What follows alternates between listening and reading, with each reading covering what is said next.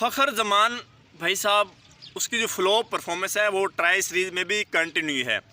आज हम कुछ हक़ाइक़ जो है वो फ़खर जमान के सामने रखेंगे, क्योंकि फ़खर जमान इतना सीनियर प्लेयर है, हम उसको ड्रॉप भी नहीं कर सकते। लेकिन ड्रॉप करने का सोच लाजमी सकते हैं, क्योंकि क्रिकेट से बढ़कर कोई चीज़ नहीं है, ना ही कोई किंग विंग है, ना ही कोई बड़ा प्लेयर है, कुछ भी क्रिकेट से बढ़कर नहीं है।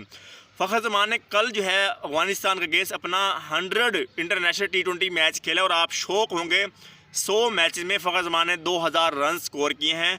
सिर्फ 22 रन की एवरेज है फ़खर जमान की, और यूएई के अंदर फ़खर जमान की T20 के अंदर सिर्फ 15 रन की एवरेज है। अब आप शौक होंगे, यार सिर्फ 15 रन की।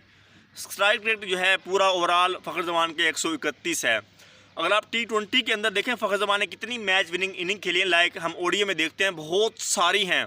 ओडीआई में कोई कंपैरिजन फ़खर जमान का है ही नहीं, लेकिन T20 में हमें एक मैच याद आता है जो फ़खर जमान ने जितवाया था, ट्राई सीरीज़, जो पाकिस्तान ने तकरीबन आज से 7 से 8 साल पहले खेली थी ज़िम्बाब्वे के अंदर, ऑस्ट्रेलिया, पाकिस्तान और ज़िम्बाब्वे के दरमियान। और उसके फाइनल में फ़खर जमान ने आई थिंक 190 या 180 प्लस का टारगेट पाकिस्तान को चेज कराया था, 90 प्लस की इनिंग खेलकर।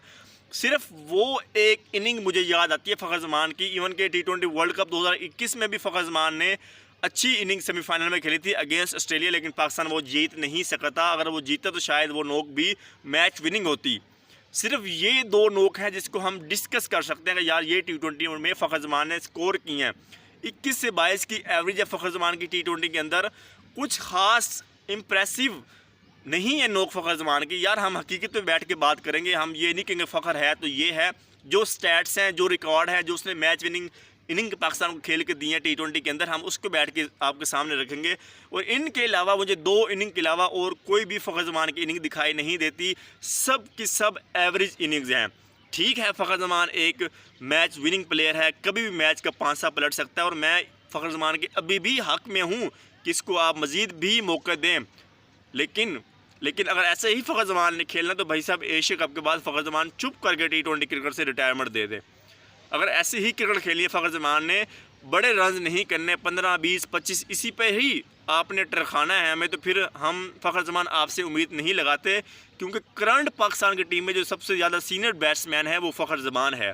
मतलब अगर आप कहें कि पाकिस्तान की बैटिंग लाइनअप को अगर कोई लीड कर रहा है तो वो फ़खर जमान है, बॉलिंग लाइनअप को अगर कोई लीड कर रहा है तो वो शहीन अफरीदी है, स्पिन में अगर कोई लीड कर रहा है तो वो नवाज़ है। ये 3 सीनियर प्लेयर हैं हमारे। लेकिन अगर ये तीनों ही परफॉर्मेंस नहीं देंगे, स्पेशली मैं बैटिंग में फ़खर जमान की बात कर रहा हूँ, जो प्रॉपर फ्लोप जा रहा है, तो फिर हम किसको ब्लेम करें ये मुझे समझ नहीं आता। या फिर हम फ़खर जमान से उम्मीद ही ना लगाएं कि इस दफ़ा हमें फ़ौजी जो है कुछ करके नहीं दिखाएगा, क्योंकि हम ड्रॉप भी नहीं कर सकते कि सीनियर प्लेयर है, ये टीम को लेकर चलेगा, ये यंग साइड को लेकर चलेगा। लेकिन परफॉर्मेंस भी ना आए फ़खर जमान की। जिस प्लेयर को, जिस फ़खर को क्रीज़ पर खड़े होकर, पिच के ऊपर खड़े होकर यंगस्टर को लीड करना है, मैच को एंड तक लेकर जाना है, वो फ़खर जमान 1-2 ओवर खेल के आउट हो जाता है।